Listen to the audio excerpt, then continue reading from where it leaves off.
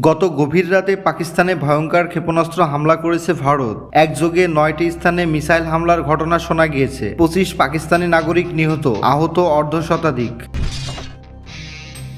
পাকিস্তানে ক্ষেপণাস্ত্র হামলার প্রতিবাদে এবার ভারতের ৫ যুদ্ধবিমান ও ৩টি রাফাল ও সীমান্ত সামরিক চেকপোস্ট ধ্বংস করেছে পাকিস্তান। ২০ ভারতীয় নিহত।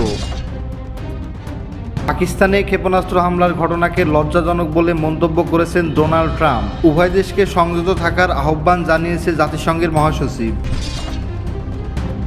রাশিয়ার মস্কোর আকাশে ঝাঁকে ঝাঁকে ড্রোন হামলা করেছে ইউক্রেন। আঘাত হেনেছে বিমানবন্দরে। বিমানবন্দর সাময়িক বন্ধ ঘোষণা।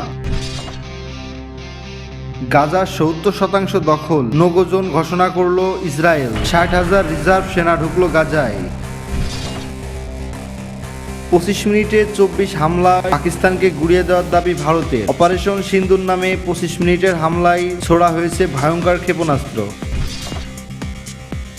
৫ যুদ্ধবিমান হারিয়ে দিশেহারা ভারত। এখন পর্যন্ত দুই দেশের হামলার ঘটনায় ভারতের পক্ষেই ক্ষতি বেশি।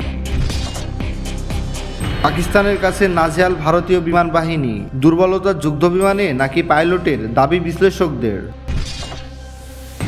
পাকিস্তানের মাস্টার স্ট্রোক। পাকিস্তানে তুরস্কের যুদ্ধজাহাজ। যুদ্ধে পাকিস্তানকে সাহায্য করবে তুরস্ক ও চীন। ভারতের পাশে ইসরায়েল।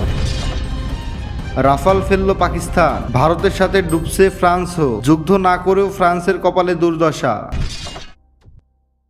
পাকিস্তানের মসজিদকে লক্ষ্যবস্তু করে ভারতের হামলা। পাল্টা হামলার আশঙ্কায় ভারতের বিমানবন্দর ও স্কুল কলেজ বন্ধ ঘোষণা।